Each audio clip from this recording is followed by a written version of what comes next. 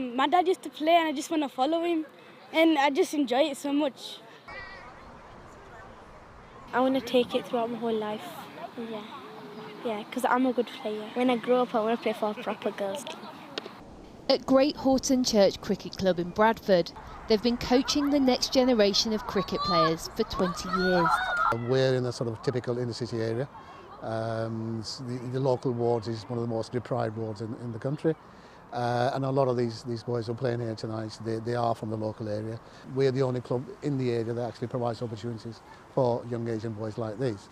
Today, a damning report from the Independent Commission for Equity in Cricket found institutional racism and sexism within the sport in England and Wales, as well as widespread elitism, something the club secretary here says they've been calling out at a grassroots level for years. The sad thing from all this is that these boys who are playing here tonight, they've actually had to put up with quite an awful lot in the last couple of years, particularly since the Azeem Rafiq issue came out, and obviously there are times when these boys don't necessarily have the same experience. They don't get to enjoy the game in the same way as their counterparts would. We've heard stories over the years about the fact that our boys, because of where we are in terms of the area, because they're from Asian background and they don't go to private schools, and all sorts of things actually work out against them. The report included shocking testimony, like this from a former Asian player who said he experienced the same as Azeem Rafiq. The abuse, the isolation, the hatred, alcohol poured on me. They threw bacon sandwiches at me. Another Asian recreational player said, I could write a book about it. Pedo, terrorist, you name it. Some women spoke out too. One 18-year-old was told, "It's nice to have something to look at," by an older player. Another recalled being told, "A lady cannot be a good umpire. Get off the field. Women's cricket, women can't make decisions."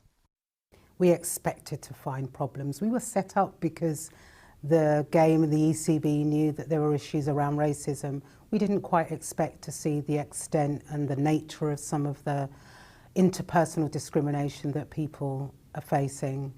The report was commissioned by the England and Wales Cricket Board, who have today committed to publishing a plan of action within 3 months and apologised. Today's report is a wake-up call for cricket. We must never again exclude anyone on the basis of their ethnicity, gender or social background. Those playing grassroots cricket welcome any positive change, but are sceptical it will come after years of feeling ignored. Why do you think it's taken so long to get to the point even where it's being acknowledged? We were hoping that once Azeem Rafiq spoke out against his experience at Yorkshire, then we thought that was a changing point, because we've been talking about this for many, many years. We're hoping that the sport will actually now own the report and actually try to make that change happen. And until those changes come, this club and many others like it will continue their work trying to prevent young people being bowled out by situations beyond their control. Well, earlier I spoke to Azeem Rafiq and began by asking him for his reaction to the report. I've spoken extensively about the issues over the last few years, and this report and the data that it gives, it's right from the top, and it seems to be, entrenched throughout. I've just received a text message not long ago talking about how this player is playing today and reading the report, and all he can hear is teammates undermining it, but he doesn't feel that he has the strength to speak up on his own. So I think we've got a long way to go, and the stark reality of our game has been put into black and white paper. Can you be any more specific about that text message you've just got? It's at a match, and he sat with his teammates, and he's a person of colour, and his teammates are undermining the report. And we've, I've experienced the whole, the whole spectrum of that over the last few years. But ultimately, it's coming from the leaders and powerful people within the game. The ECB has apologised. Do you feel vindicated by that and by this report in many ways? Yeah, look, I think, I wouldn't be human if I didn't sit here thinking, this is everything that I've been talking about, and, I've been put through the absolute mill for it. But today is not so much about me. I think it's about the 4,000 people that built up the courage. I don't think it matters at what platform you speak. The minute you speak further than your own heart, it's difficult. So I hope that they feel some sort of closure, and also those suffering in silence. I hope their voices, they feel like their voices are speaking in this report. Do you feel any sense of closure? You use the word. Do you feel that? Yeah, look, to be honest, the CDC hearings felt like closure for me. Don't get me wrong, there's still days where, you know, when I'm on my own, and I have moments where it's difficult. There's a lot of things in this report. One of the biggest thing that strikes out to me, and which surprised me, was England women have not played a test match at Lords. This is not just race discrimination. This is discrimination. I think seems like everyone that's not middle aged and white. So women, people, from less well-off backgrounds, it's across the board.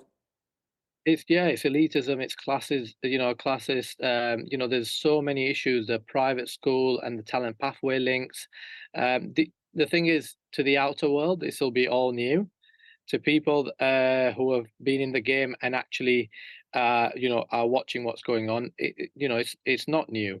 But unfortunately, the status quo doesn't want to let go of the power that they have on the game, and let everyone enjoy the game, because cricket at its best is such a force for good. And I hope today is an opportunity for English cricket to really make a difference. The ECB's chief executive said this is an existential issue. What do you think is at stake if they don't get their act together on this? I mean, I'll talk of it from a race point of view, right? A lot of the marginalized communities have left the game. You've really got a very, you've got British Pakistanis that are still playing, but a lot of the other marginalized communities, it shows in the report that Black community have just, stopped playing, and that's on the game. So quite frankly, if this is not sorted now, I'm not sure we will have a game of cricket the way the way we have, and I think that is how big it is.